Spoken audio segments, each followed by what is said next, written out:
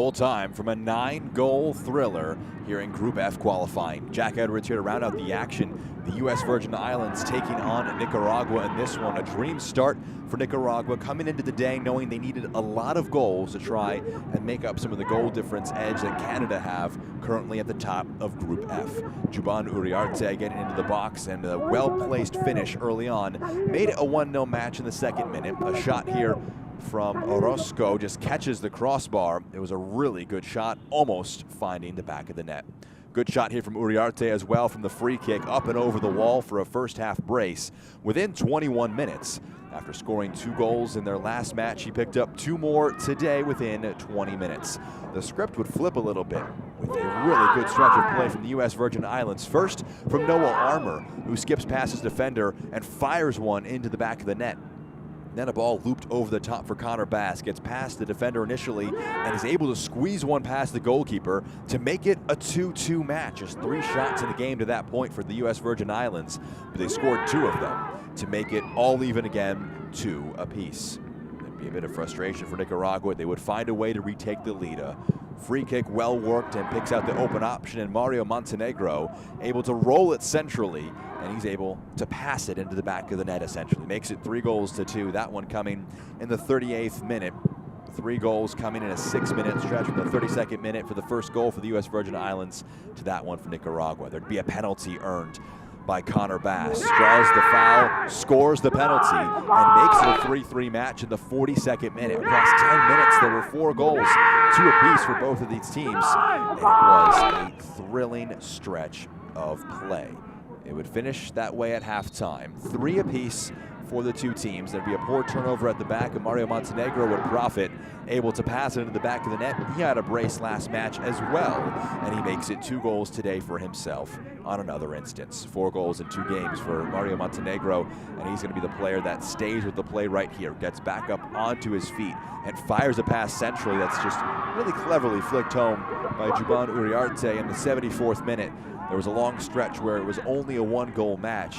That retook a 2-goal advantage for Nicaragua, making it a 3-5 match on a really well-worked play between the 2 goal scorers at that point in the contest. So a hat trick for Uriarte, and late on in the match, in the 2nd minute of stoppage time, Edwin Zepeda would have a pop from distance. Well-worked shot, well-worked goal. It'd be the final goal in the contest, made it a 6-3 match. Zepeda becoming the 3rd goal scorer for Nicaragua, who pick up between Aruba and Canada. It was a match between the sides that were 1 and 2 in Group F entering the day. Both teams perfect so far with 6 points from 6 available. They also hadn't conceded either side in their first 2 matches. It was Canada who controlled the majority of opportunities in the first 45 minutes of the contest, and the big chance they would get would come from the penalty spot. After a foul from Revano Quant on Agila Sadiq, it was a poor penalty in the end. The Panenka coming in from Gimo, a little too cheeky. And the goalkeeper Daquan Toussaint, the captain of Aruba, makes the stop in the end. Liam McKenzie was a threat all throughout the contest for Canada, the captain for the opposing side. In this instance, his shot goes just wide of frame, trying to work one from the edge of the 18-yard box. McKenzie in this instance also almost winning a penalty here, referee deeming it to be a bit too soft. It looked like on first viewing there was a bit of contact, but perhaps avoidable for McKenzie, and that was the perspective of our center official. Scoreless after 45 minutes, a narrow first half of play between both teams.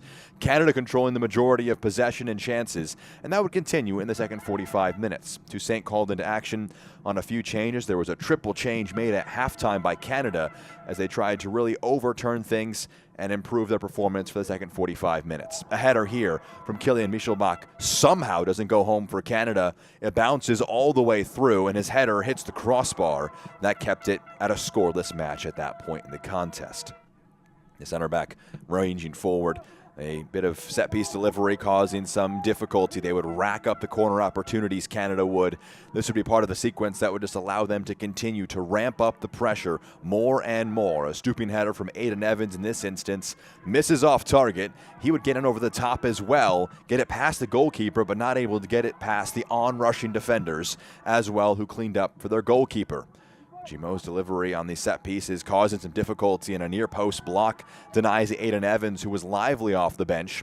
Across into the area, bounces around in the box, and it's going to be a bit of a fortunate one for Canada, but you've seen from the totality of their chances, probably a deserving goal in the end. Owen Graham Roach, the player that just knocked it home. It bounced all the way from right to left, hitting just about everybody in the 18-yard box. This one ended up breaking kindly for Graham Roach, who could knock it home. Despite the protests of Aruba, it would stand, and it would be Graham Roach who would pick up the match-winning goal in the 89th minute. There would be a little bit of late worry for Canada, trying to just see out the win, make sure they didn't allow anything to go bad against them for the final few moments of the match.